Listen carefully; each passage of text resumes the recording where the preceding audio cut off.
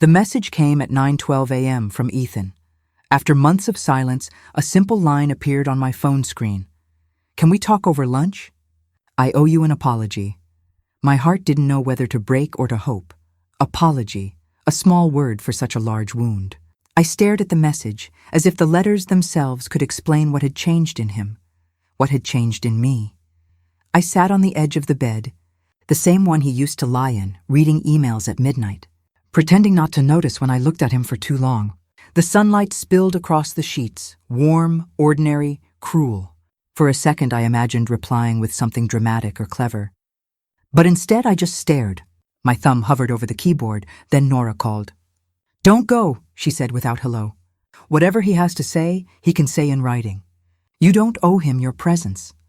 I laughed softly, the way you laugh when someone says what you already know but can't do. "Nora," I whispered, "what if he really is sorry?" Her silence was answer enough. He had chosen the same restaurant where we'd celebrated our first anniversary. The one with the crooked chandelier and the walls that smelled faintly of garlic and old wine. He knew I'd remember. Maybe that was the point. By 11:30, I was in the car. Every mile felt like walking backward through the years I had already survived. The road signs blurred past, each one carrying a memory. The intersection where he first told me he loved me. The florist where he bought lilies when he forgot my birthday and called it spontaneity. The hotel we drove past once, where he swore the woman from his office meant nothing. The closer I got, the heavier the air became.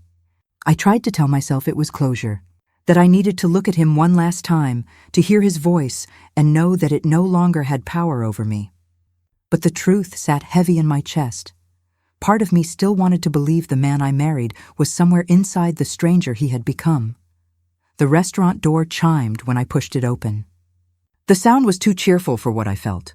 The hostess smiled unknowingly and led me through rows of tables filled with couples talking about errands and vacations, as if love were something you could schedule. And then I saw him. Ethan sat near the window, exactly where we'd sat years ago when everything still felt possible. The light fell across his face just as it used to, but there was nothing familiar in the way he looked at me. No warmth, no ache, just polite acknowledgement. The smile of a man fulfilling an obligation. He stood up halfway, a gesture both courteous and distant. "Claire," he said, and the sound of my full name, stripped of affection, felt like a small betrayal.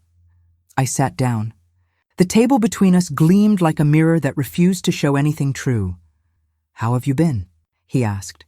The question landed flat, like a stone dropped into an empty pond. "I'm fine," I lied. "You?" He nodded, eyes darting to the window. "Busy. Work's been a lot. Small talk." After years of silence, that's what he had to offer. Small talk. I watched him trace the edge of a manila envelope with his thumb. It sat beside his coffee, ordinary and threatening at once. The kind of envelope that never brings good news. He cleared his throat. "I've been thinking about us." A practiced line. I could almost hear him rehearsing it in his bathroom mirror. Thinking about what went wrong. About how we hurt each other. The word we stung. I wanted to ask when exactly I had hurt him, but I stayed quiet. He looked relieved that I didn't interrupt. A waitress came, smiling too brightly. "Can I get you started with something to drink?" "Just water," I said. Ethan nodded. "Same." She left. And the silence between us grew thick enough to touch. He looked at me then, not lovingly, not even kindly, but with the expression of someone who had made peace with his decision long before he told the other person about it. "I didn't come here to fight," he said finally. I folded my hands on the table to stop them from shaking. "I didn't either," I managed. He smiled faintly, the kind of smile that apologizes for the inconvenience of pain. "You deserve honesty," he said. His tone was rehearsed, almost gentle. "You deserve clarity." He slid the envelope across the table with a slow, deliberate push. For a moment, all I could hear was the scrape of paper against wood. My eyes dropped to it, then back to him. He didn't look away this time.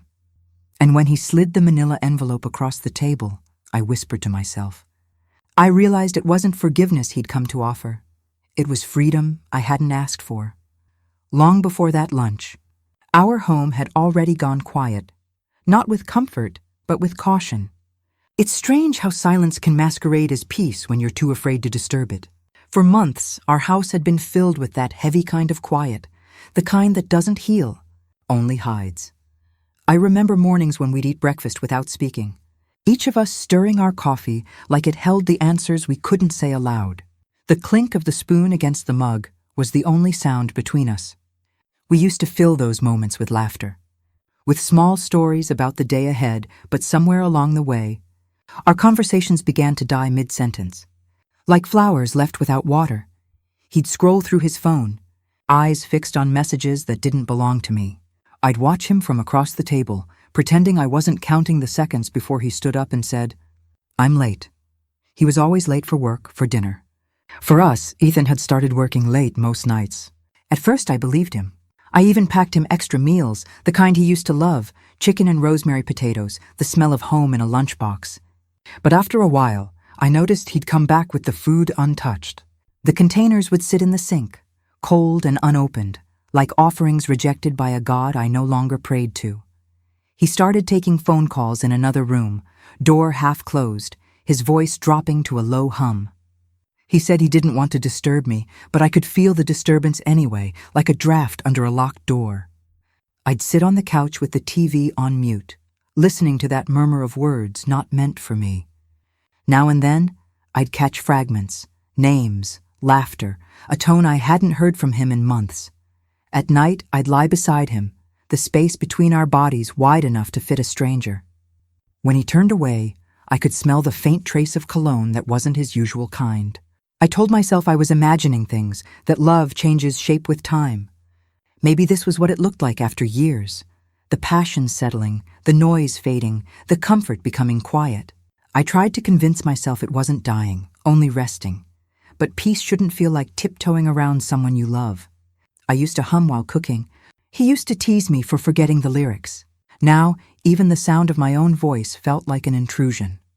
One evening, I caught my reflection in the dark kitchen window while washing dishes. My hands were moving automatically, scrubbing a plate I'd already washed twice. Behind me, the light from the living room flickered on his face, expressionless, distant. It struck me how two people could live in the same house and exist in completely different worlds. I thought about asking him what had changed, but the words stuck like stones in my throat. I had become too careful, too afraid to hear the truth. So I pretended not to notice the way he smiled at his phone, the way he lingered in the driveway after work, the way he came home smelling faintly of wine when I knew he'd said he didn't drink anymore. The only thing louder than our silence was the sound of my own thoughts. They followed me everywhere, to the grocery store, to the laundry room, to the bed where I lay awake counting the seconds until morning. Then one night, I finally broke the silence. We were in bed, both pretending to be tired. The moonlight carved a pale line between us. "Are you happy?" I asked. He didn't even look up from his phone. "Why wouldn't I be?" he said flatly, his thumb still scrolling. Something inside me cracked so quietly that even I barely heard it. But it was the kind of sound you don't forget.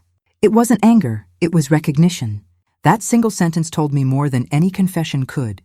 He wasn't lying awake next to me anymore. He was lying beside a version of me that no longer existed. The woman who used to laugh at his jokes, who used to believe silence meant safety. I turned toward the window, away from him, and realized that I had built my life around a man who no longer saw me.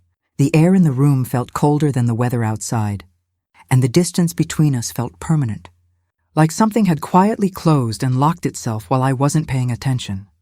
He sighed, rolled over and fell asleep within minutes.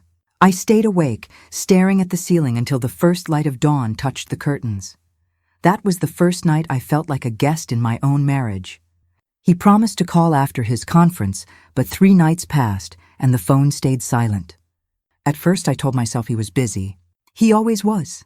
His job demanded him, his deadlines, his projects, his endless, "You know how it is, Claire." I stared at the phone on the nightstand until my own reflection glowed in the dark screen. Every time I checked, it was blank, an accusation written in pixels.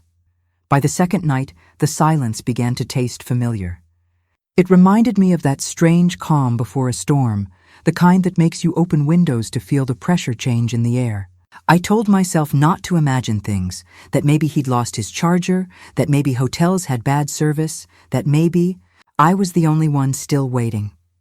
On the third night, Nora showed up with takeout, knocking softly like someone entering a hospital room. She didn't say much, just placed the warm box on the kitchen table and looked at me like she was deciding whether to speak. The smell of lo mein filled the space between us, but I couldn't taste anything. "You haven't heard from him, have you?" she finally asked. I shook my head. "He said he'd call. It's just been a long week." Her sigh was soft, but the kind that comes from bracing for impact. She hesitated before saying the next part, her voice careful, like she was placing something fragile in my hands. "Claire, I saw him. At that Italian place on the 3rd, he wasn't alone." My chest tightened. "Who was it?" She looked down at her food, stirring noodles she didn't eat. "Lydia," she said quietly. "From his office." The name hit like cold metal. I had heard it before, in casual stories, in passing mentions that meant nothing at the time. "Lydia's great with clients. Lydia's been helping with the project. Lydia's good under pressure." I used to smile and nod. I used to think it was harmless that her name came up so often. My first instinct wasn't anger. It was defense, for him. "There must be some mistake," I said, almost pleading. "Maybe they were just—" "Claire," Nora interrupted gently. "They weren't talking about work." I wanted to ask how she knew, but I didn't have to. I could tell by the pity in her eyes that she had seen enough to remove any doubt. The room felt suddenly smaller. The hum of the refrigerator grew louder, the clock's tick heavier. Everything around me sounded too alive while I felt half asleep. Nora reached for my hand. "You don't deserve this." I nodded because that's what people do when they can't form words. She stayed a little while longer, talking about other things, trying to anchor me back to ordinary life.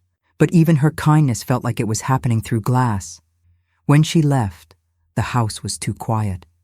I stood by the window watching headlights blur past.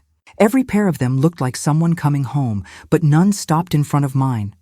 I told myself he wouldn't do that to me. He couldn't. This was Ethan, the man who once spent an entire night driving through a snowstorm just to bring me soup when I was sick. The man who said, "You're my peace, Claire."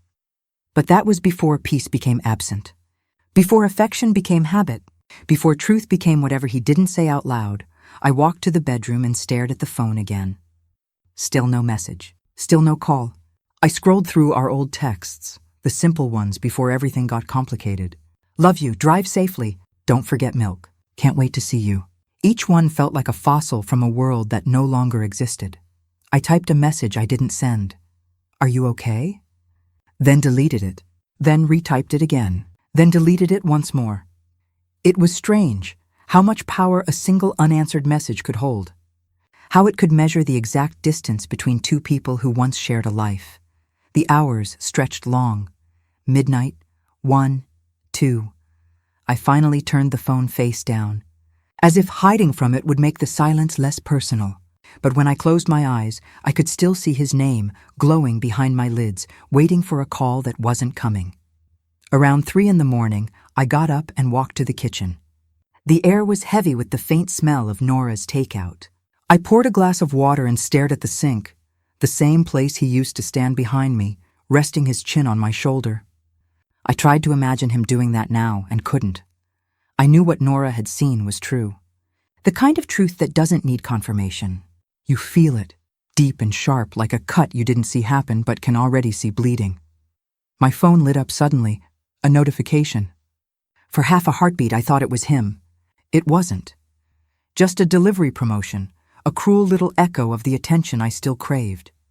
I laughed quietly, bitterly at myself. Then I did what I had been avoiding for days. I opened his contact, the name I once loved seeing. The photo I had taken on our vacation in Maine. The one where he was laughing into the wind. I pressed delete contact. A small, silent act of rebellion that felt both final and meaningless. But as the name disappeared, my fingers hesitated. The number, 10 digits I knew better than my own, flashed briefly before vanishing. I closed my eyes and whispered it under my breath, once, twice, until it carved itself into memory. That night, I deleted his contact, but memorized the number anyway. The night he finally came home, he smelled like whiskey and strangers. The door clicked shut at 11:47 p.m., too late for traffic, too early for regret. I was sitting on the couch with a blanket around my shoulders, the TV flickering without sound, watching people on the screen argue about things that could be solved in 30 minutes. If only real life worked like that. He tossed his keys onto the counter. They skidded, then stopped against the fruit bowl that had been empty for days. "Long day," he muttered, loosening his tie, eyes avoiding mine. 3 days, I corrected quietly. He glanced up, startled, as if time were an accusation. "Conference ran over," he said. "You know how these things are." I didn't answer. My silence used to make him soften. Now it made him defensive. He poured himself a drink, the ice cracking like small explosions between us. I watched the amber swirl into the glass, the way his hand trembled just enough to betray the lie he hadn't told yet. "Who's Lydia?" I asked. The name hung in the air like smoke. For a second, the only sound was the faint hum of the refrigerator. He gave a short laugh, sharp and practiced. "Don't start, Claire." "Start what?" The sentence never left my lips. I was too busy noticing how easily my name could sound like an insult. He took a sip. The scent of whiskey mixed with his cologne, one I didn't recognize.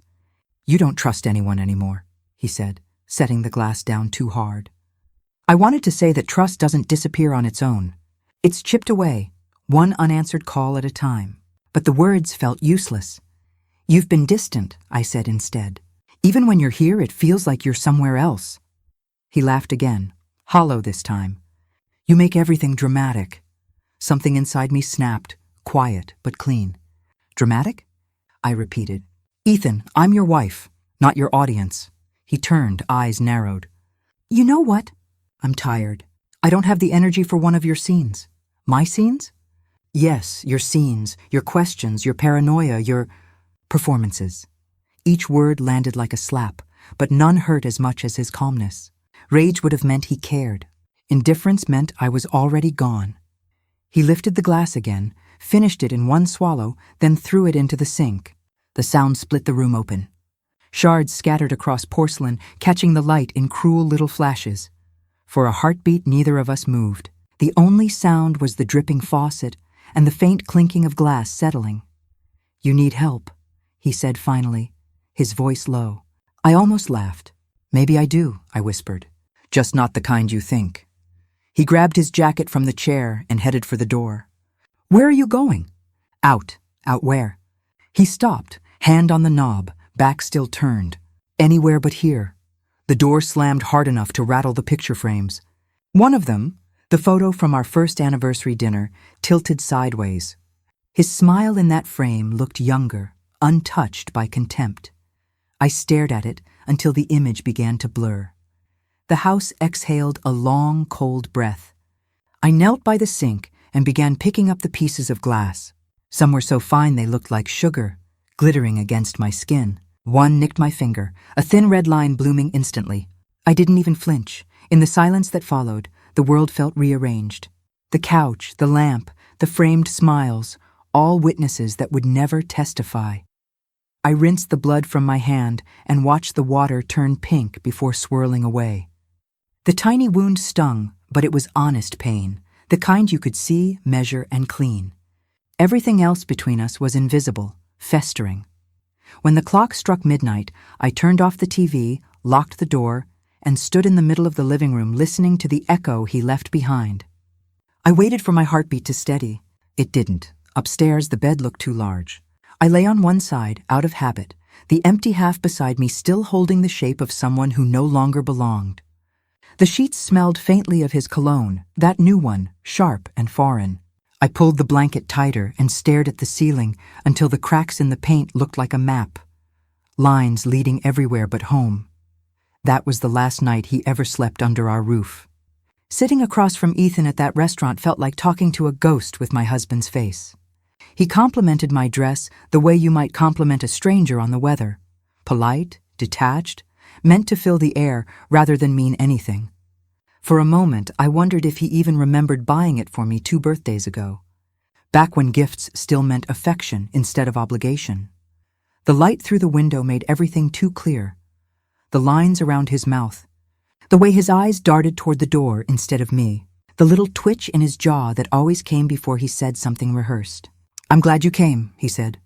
His tone was steady, practiced, like he'd been preparing for this conversation long before he sent that message.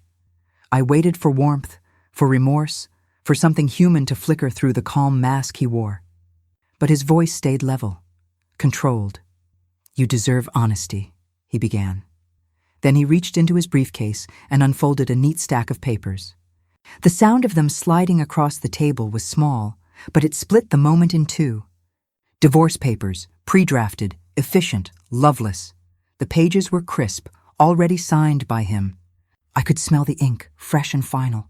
For a second, I couldn't breathe. The world shrank to the space between us. The table that had once held our hands, our laughter, our plans. My hands trembled as I stared at the documents, the letters blurring into meaningless lines. So this was his apology, a legal act disguised as closure. I looked at him and tried to find the man who once stayed up all night building a bookshelf because he wanted to surprise me. He wasn't there. "This isn't personal," he said softly, as if mercy could come in tone alone. "It's just time. Time." The word cut deeper than any accusation. I swallowed hard. "Is there someone else?" He blinked just once. Then he looked away, toward the same window where sunlight now fell cold across his face. That single pause, heavy and deliberate, told me everything words never could. My pen hovered over the line, my reflection warped in the silver ink of the signature field. He urged me to make it easy, like ending a life was a favor. I saw no guilt in his eyes, only relief. His lawyer, Mr. Harlan, smiled politely, as if I were a formality, an obstacle between two men and their business of ending love. The silence between us was heavy enough to bend time. The only sound was the faint hum of the ceiling fan, stirring the scent of stale coffee and expensive cologne. He sat across from me, hands folded, posture composed. I knew that stance. It was the same one he used in meetings when he'd already made up his mind. I traced my name at the bottom of the document, not signing, just remembering it. That name used to mean us. Now it was just me, the ghost half of a story rewritten without consent. Mr. Harlan cleared his throat softly. "Whenever you're ready, Mrs. Shaw." The word Mrs. cracked something in me. It sounded foreign now, borrowed from another lifetime. Ethan's gaze didn't waver. His jaw flexed once, a small tell of impatience he probably didn't know I still noticed. He wanted closure, efficiency. He wanted clean hands. I wanted a reason. Not one that would fix anything, but one that would hurt, honestly. So I asked quietly, "Was there ever a moment you thought about fighting for us?" He exhaled, a sigh disguised as control. Fighting would have just delayed what we both already knew. I laughed then, dry, humorless. "You always did hate delays." For a moment I saw it. His mask faltered. There it was, the flicker of something human. Regret, maybe, or just discomfort at being reminded he once cared. My eyes dropped back to the papers. The clauses were clean, unemotional. Division of assets. No-fault dissolution. Each paragraph is a monument to the death of forever. I thought of the vows we'd written by hand, the way we had signed those papers, smiling, trembling, believing. Those words had been buried under layers of legal jargon and polished indifference. I could still feel the warmth of his fingers guiding mine when I signed our marriage certificate. Now, my hand trembled for a different reason. I didn't sign. I folded the paper neatly and slid it back across the table. Mr. Harlan blinked, startled. Ethan didn't. He just leaned back, his expression unreadable. "I'm not ready," I said. My voice was calm, but inside I was shattering in 1,000 quiet ways. "You've had months," he replied evenly. "What difference will another day make?" "Maybe none," I said. "But maybe one day I'll sign it without shaking." He looked at me then, really looked. It wasn't anger I saw, it was recognition. The kind you give to someone who's no longer yours, but still knows where you hide your weaknesses. Mr. Harlan gathered the papers, clearing his throat again. "We can reschedule, Mr. Shaw." Ethan nodded. "Fine." He stood up, slow and deliberate, slipping his pen into his jacket pocket like a man reclaiming power.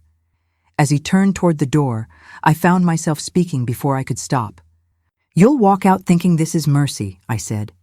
"But one day, You'll realize it was an escape." He paused at the threshold, his back still to me. "You'll change your mind," he said softly. And then he walked away like a man already rewritten. The room felt colder after he left. The faint scent of his cologne lingered like unfinished music, refusing to fade. I sat there for a long time, staring at the space he had occupied. The pen still lay where I'd left it, glinting under the light, an unspoken question waiting for an answer. I didn't cry. Not yet. Instead, I pressed my palm flat against the table, grounding myself in the texture of the wood, the weight of my own refusal. For the first time in months, I felt something close to peace, not because it was over, but because I hadn't surrendered, and as I walked out of that office into the rain, I realized something profound, some signatures and a chapter.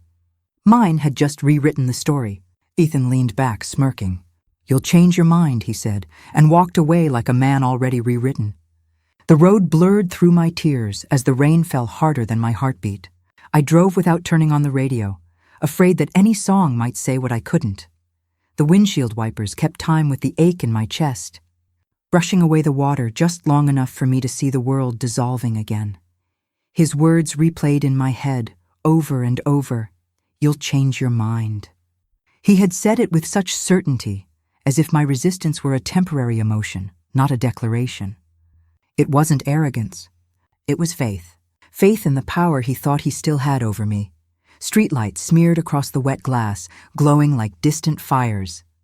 Every landmark I passed carried a ghost. The gas station where he once filled my tank and kissed my temple. The bakery where we'd argued about wedding cake flavors. The bridge where he told me he wanted a family someday. Each place whispered his name as I drove past, like the city itself couldn't let me forget. When I finally pulled into our driveway, the rain had softened, but the air still smelled like thunder. Through the car window, I could see the faint light spilling from the kitchen. The same house we built together now looked like a stranger's, a collection of walls that no longer remembered laughter. Inside, everything was exactly as I'd left it. His coffee mug sat in the sink, half rinsed, the ring of dried bitterness around the rim still visible. His jacket hung on the back of the chair where he'd tossed it weeks ago, shoulders slumped like an exhausted ghost. Every object in the room felt both familiar and foreign, as though it belonged to a story I no longer lived in. I dropped my purse on the table and sank to the floor, my back against the cabinet. The cool tile pressed against my palms, grounding me while my body trembled between grief and rage. I didn't cry loudly. There were no sobs, no shouts, just the quiet unraveling of someone who had finally run out of pretending.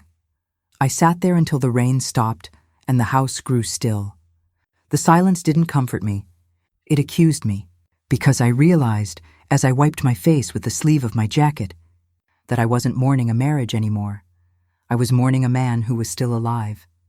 I stared into the mirror, searching for the woman Ethan once claimed to love. The reflection that looked back at me was familiar and foreign all at once. Same eyes, same hair, same quiet expression, but something behind it had gone missing. My eyes looked older, not from age, but from surviving him. The bathroom light was too harsh. It revealed everything I had learned to ignore. The dark circles beneath my eyes, the faint line between my brows that came from years of trying not to cry in front of him. I touched my cheek as if the woman in the mirror might blink differently, might somehow explain where I had gone. Nora's words echoed from the night before. "You don't need him to feel whole." Easy for her to say. She still believed in beginnings.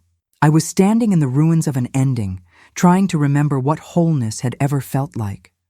The house was quiet again, but not the peaceful kind of quiet, the kind that feels like a paused breath. I walked through each room slowly, touching furniture that had outlasted our promises. The couch still held the faint indentation where he used to sit. His cologne lingered like a ghost in the hallway.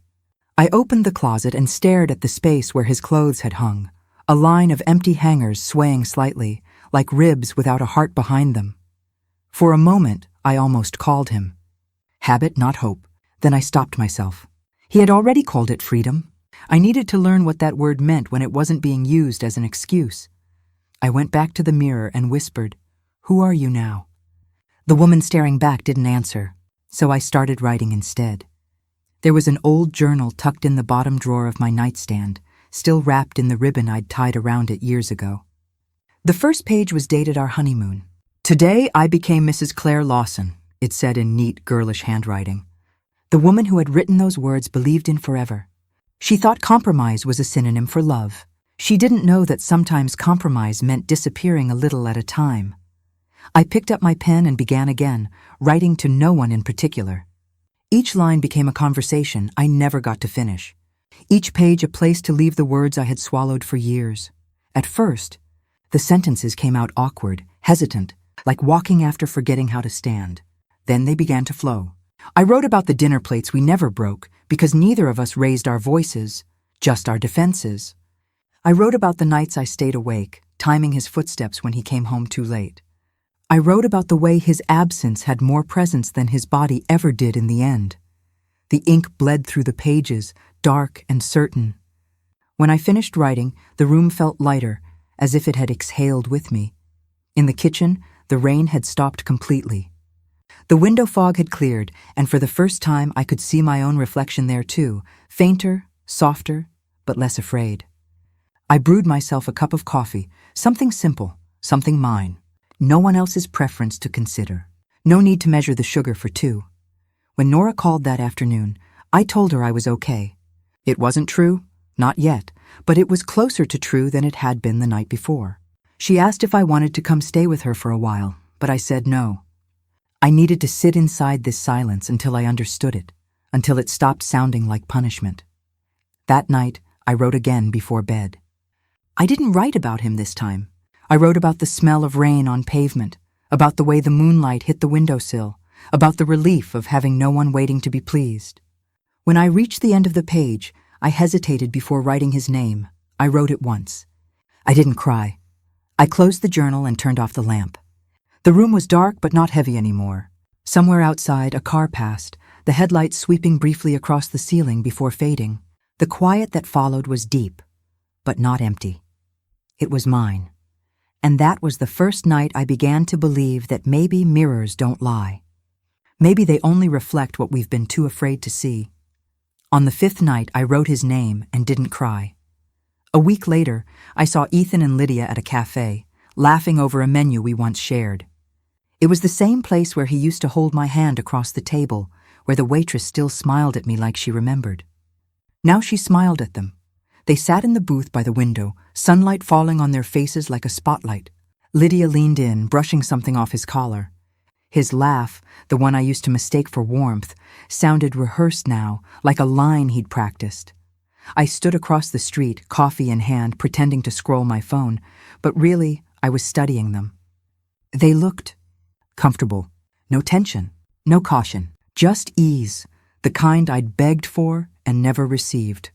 It hurt, yes, but not the way I expected. It wasn't the sharp, tearing pain I'd braced myself for. It was quieter, steadier, like standing in the cold too long and realizing you've stopped shivering. A delivery truck passed, blocking them from view. When it moved, I could have crossed the street, could have walked up, demanded an explanation, said every word that had burned my tongue for weeks. But I didn't. I just watched him reach for her hand the same way he used to reach for mine. And instead of breaking, something inside me stilled. He wasn't grieving. He was replacing. I turned and started walking, my footsteps soft against the pavement, the wind brushing my hair back like a hand leading me forward. For the first time, I didn't feel small. I didn't feel angry. I just felt done. That night, I burned our wedding photo and felt lighter watching the ashes fall. The house felt different without his things, emptier but cleaner, like an exhale after years of holding my breath. I moved through the room slowly, touching objects that had lost their meaning. The books he never finished, the jacket he always left draped over the chair, the faint indentation on his pillow that still hadn't lifted. One by one, I began to reclaim the space. I opened the windows wide, letting in air that didn't smell like him. I boxed up his clothes first, neatly, not out of love, but closure. Nora came to help, her presence steady, her voice quiet. "This isn't erasing him," she said. "It's reclaiming space." We filled 4 boxes in silence. When we reached the nightstand, I found an old anniversary card tucked inside, his handwriting looping carelessly across the page. Forever us. I stared at the words for a long moment. They looked fragile now, like promises written in pencil, easily erased. Then, without ceremony, I tore it in half and dropped it into the trash. The air shifted, almost lighter. Each drawer I emptied gave me a small piece of myself back. When we finished, I made coffee for both of us. We stood in the kitchen, the morning light stretching across the counter, the silence no longer suffocating. "You okay?" Nora asked. I nodded. "For the first time, I think I might be." She smiled softly, and for a brief moment, I believed it. The next morning, as I sat by the window, a letter arrived. The envelope was thick, formal, printed with a law firm's name I recognized, from Ethan's lawyer. I turned it over in my hands, the paper heavy, deliberate. The peace I'd built in that quiet house trembled. The envelope sat on the table for nearly an hour before I opened it. It wasn't fear that kept me still. It was exhaustion. I already knew whatever waited inside wasn't kindness. Ethan didn't send letters to say sorry. When I finally tore the seal, the air seemed to thicken. Inside were pages of legal terms, heavy with authority but hollow of empathy. Division of assets, sale of property, equitable distribution. Words that sounded fair but felt cruel. He wanted the house sold. He wanted half the profits. He listed items as shared property, including the piano my father had bought me when I was 16. For a long time, I just stared at his signature at the bottom of the page. It was familiar yet colder somehow, more mechanical than human.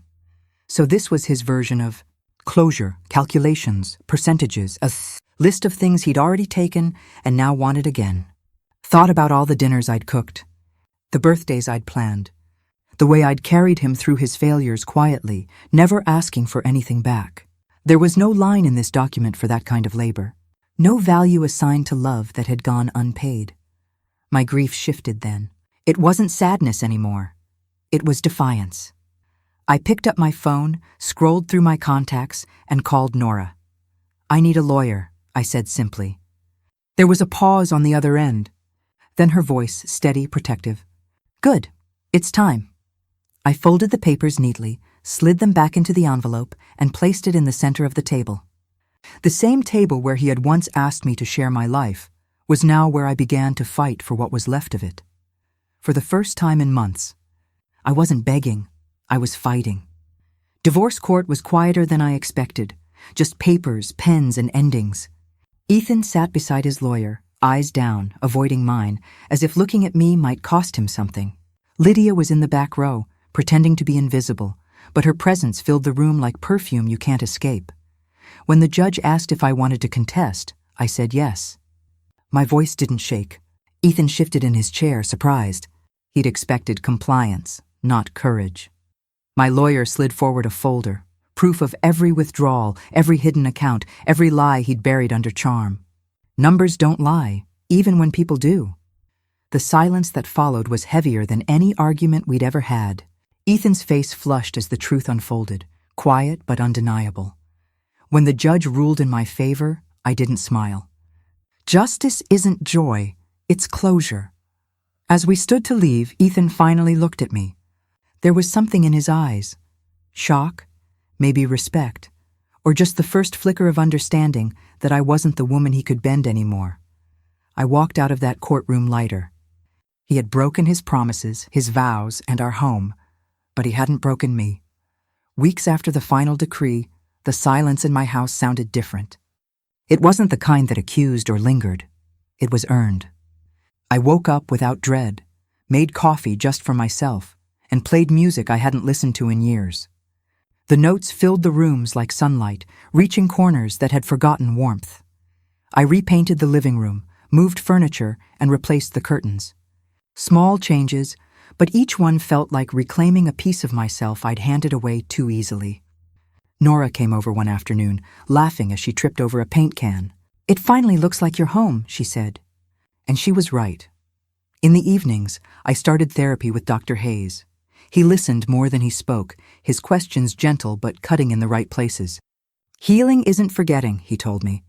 It's understanding. I began to write again. Not about Ethan, but about me, the woman who survived, who kept standing when everything fell apart, one night. While writing, I realized something halfway through a sentence. The letter I was writing wasn't to him anymore. It was to me. I mailed the letter to my own address on a quiet Tuesday morning.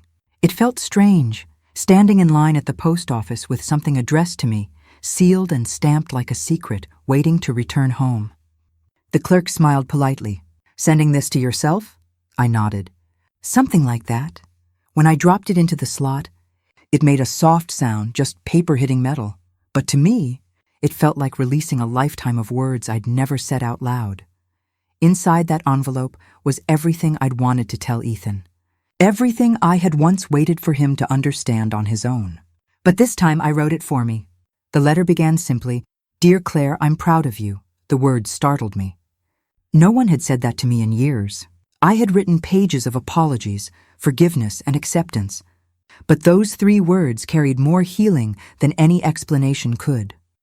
I sat on the porch that night, wondering how it would feel when the letter came back.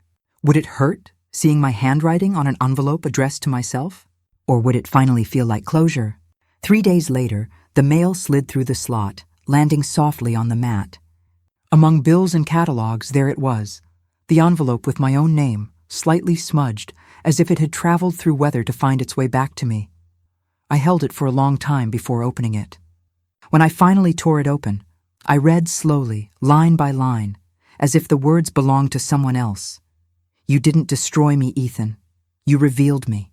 You showed me the parts of myself I'd neglected. The strength, the silence, the voice I kept buried under love that was never returned. You left, and in doing so, you gave me back to myself." Each sentence landed softly, but left an echo. It wasn't bitterness, it was truth. The kind that doesn't burn anymore, only clarifies. I finished reading and smiled.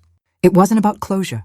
It wasn't even about him anymore. It was about the version of me who had once begged for his attention, and the version now sitting in her own peace. No longer waiting. I placed the letter inside my journal, right beside the first page, the one that once carried his name, the one written on our honeymoon. The ink had faded over time, but now, beside this new letter, it looked like a story that had simply run its course. That evening, I brewed tea and opened the windows.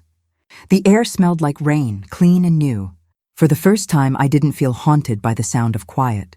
It felt like home, learning to breathe again. I slept early, for no reason other than peace. No phone waiting for his call. No replaying arguments in my mind. Just stillness. Earned the hard way. When I woke up the next morning, sunlight spilled across my bed like a gentle apology from the universe itself. I stretched, smiled faintly, and whispered to the empty room, "It's enough," and it was. That night, I slept through till morning, for the first time since lunch. A year later, I sat at the same cafe, the same corner table, but this time I was there by choice. The air smelled of roasted coffee and new beginnings. The window beside me framed the street where so much of my life had once unfolded. But the woman reflected in the glass wasn't the same. I ordered my drink the way I liked it, no compromise. No half this, half that, to suit anyone else's taste. The barista smiled and said, "You come here often?" "Not enough," I replied with a small laugh. The first sip was warm, grounding. I looked around, half expecting ghosts to sit where they once had, but there were none. The past no longer followed me. It had finally learned to stay where it belonged. Across the room, a young couple argued softly, their words like whispers of my old life. I watched them for a moment, not with envy, but with understanding. Love isn't supposed to make you smaller, I thought. It's supposed to help you stand taller. My phone buzzed. A message from Nora. "Proud of you." I smiled and typed back, "Me too." For the first time, those words felt true. Outside, the sky was clear, sunlight spilling across the pavement in long golden ribbons.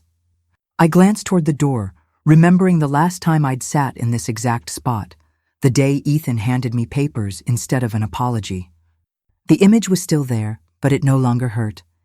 It was just a scene from another story, one I'd already closed. The waiter brought the check, and as I reached for it, I caught my reflection again in the cafe window. I didn't look broken. I didn't look bitter. I looked whole. I stood, placed a tip on the table, and gathered my things. The world outside was alive, the kind of day that begged you to start over. When I reached the door, I paused for a moment, turning back just once, not to the memory of him, but to the proof of me. Ethan had once invited me to lunch to end my story, but I stayed to write my own. I walked out into the afternoon light, the sound of my heels against the pavement steady and sure. For the first time in years, I wasn't walking away from something. I was walking toward myself.